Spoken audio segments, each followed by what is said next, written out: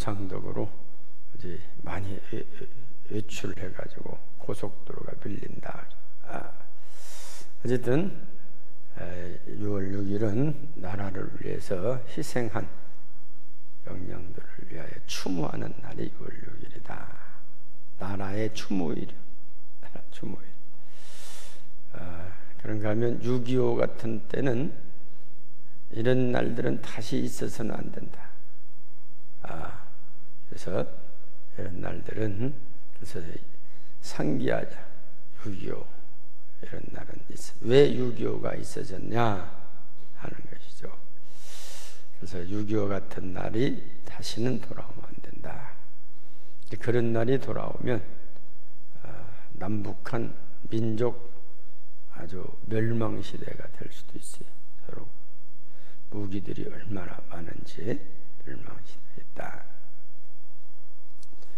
6월 달에는 이렇게 나라를 생각하면 또 6.15 남북 정상회담 선언문, 이것은 한마디로 평화 통일을 위해서 지향하자 하는 거예요. 무기를 하지 말고 평화 통일을 지향하자. 그 성명에 의해서 북한이 핵을 만드는 것을 포기했었어요. 그래서 6월 달 중에 6월 15일 날은 참으로 우리 민족의 좋은 날이다. 그런데 지난 9년 동안 6.15를 생각만 해도 말만 해도 보안법에 걸어놔가지고 그 후에 북한이 다시 핵을 만들기 시작을 했어요. 핵을 만들어서 오늘날까지도 북한이 핵을 만들고 있죠.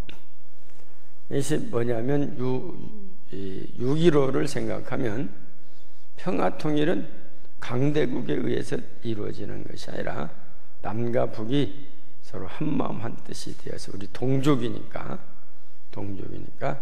우리를 위해서 이렇게 평화적인 통일을 이룩하자. 동독과 서독처럼 평화적인 통일을 이룩하자. 그런 뜻을 함축하고 있는 것이죠.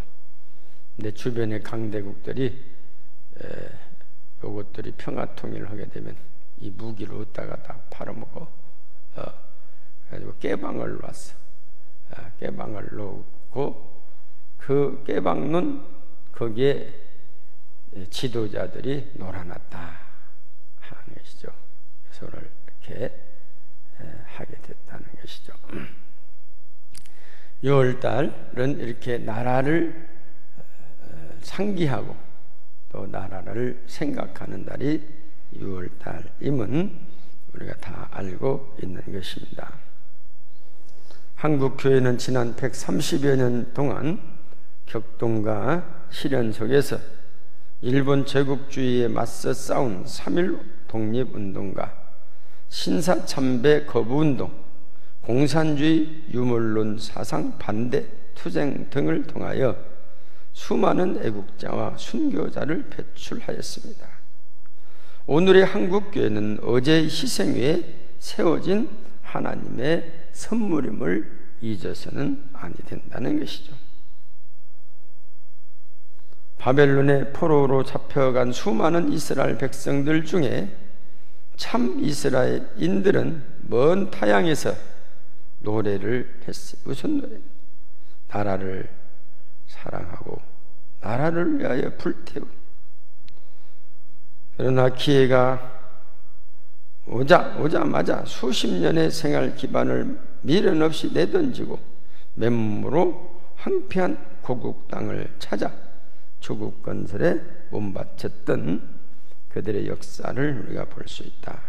그들이 포로로 잡혀갔을 때 시편 137편에 보면 우리가 바벨론의 여러 강변 거기에 앉아서 시온을 기억하며 울었도다. 그 중에 버드나무에 우리가 우리의 수금을 걸었나니 이는 우리를 사로잡은 자가 거기서 우리에게 노래를 청하며 우리를 황폐하게 한 자가 기쁨을 청하고 자기들을 위하여 시온의 노래 중 하나를 노래함이라 함이로다. 우리가 이방 땅에서 어찌 여호와의 노래를 부를까? 예루살렘아, 내가 너를 잊을진대 내 오른손이 그의 체주를 잊을지로다. 내가 예루살렘을 기억하지 아니하거나 내가 가장 즐거워하는 것보다 더 즐거워하지 아니할진대 내 혀가 내 입천장에 붙을지로다 하는 시를 줬습니다. 유대인들이 제주가 말이에요.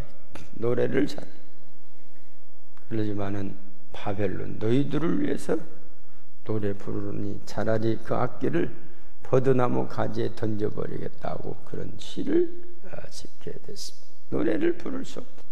너희들을 기쁘게 할 수가 없고 우리 민족을 위하여 슬피 우는 노래보다도 우는 그 길을 택하겠다는 애국적인 시가 시편 137편의 시죠. 애국자 이스라엘 백성만의 우리 한민족도 비슷합니다. 그래서 세계적으로 단일 민족으로 지금까지 살아남은 민족이 이스라엘과 우리 한민족이다. 중국이나 미국은 한민족, 여러 민족들이 모여서 된 나라들이죠. 성경의 위대한 인물들은 예 없이 모두 위대한 애국자들이기도 합니다. 구약의 대표적인 인물인 모세는 백성과 함께 고난받기를 애굽의 모든 보화보다 더 큰 재물로 여겼고, 신약의 위대한 사도 바울은 오늘 말씀처럼 나의 형제 곧 골육의 친척을 위하여 나 자신이 저주를 받아 그리스도에게서 끊어질지라도 조국을 잊어볼 수 없다는 고백입니다. 선지자 에레미야의 적시는 눈물과 이사야의 깊이를 알기 어려운 탄식, 그리고 다니엘의 목숨을 건 기도는 모두 하나님의 진실된 종들의 나라 사랑이 어떠함을 보여줍니다. 그러나 이들의 애족 사상은 결코 폐쇄된 민족주의나 국수주의가 아니라 역사의 주관자이신 하나님의 신앙에 입각한 애국심이었습니다. 이들의 눈물은 자기 백성을 향한 하나님의 안타까움의 표현이었고, 이들의 순교 현장은 언약의 백성 위에 쏟아 부으시는 하나님의 사랑의 무대였습니다. 이스라엘 백성들은 나라가 어려울 때 모여서 기도하고, 대표적인 기도가 미스바 기도였습니다. 사무엘상 7장 6절을 보면 그들이 미스바에 모여 물을 길어 여호와 앞에 붓고 그날 종일 금식하고 거기에서 이르되 우리가 여호와께 범죄하였나이다 하니라. 우리 사무엘이 미스바에서 이스라엘 자손을 다스렸다는 그런 말씀. 우리나라도 어려울 때 각 교회에서 기독교회관의 광야문에서 모여 철야 금식하며 기도하였습니다.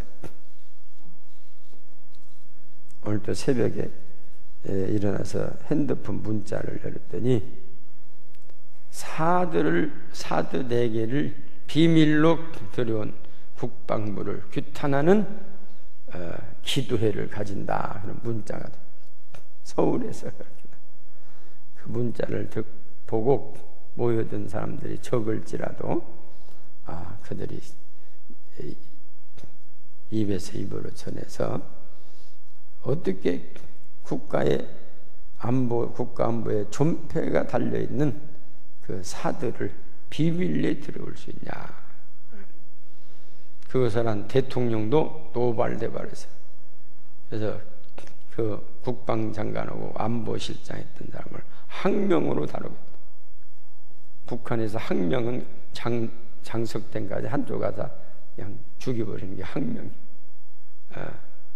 그러니까 대통령이 인기가 계속 올라. 그런 사람은 항명으로 다스. 제가 지난 월요일에 전국 목회자 정의 평화협회 목정평 이들의 청의와 세미나에 참여를 하고 왔어요. 사업 보고를 보니까 100여 건의 사업부의 절반 이상이 광야문에서 금식기도하고 연대하여 집회에 참여하여 세월호 유가족들을 위로하고 촛불 집회에 부정부패한 정부를 바꾸어 달라고 기도한 보고서가 나왔더라고요. 절반 이상이. 그래서 거기에서 보면, 그래서 3일 금식들은 거기 모인 사람 거의 태반이 3일 금식을, 어떤 분은 40일 금식을 하신 분들.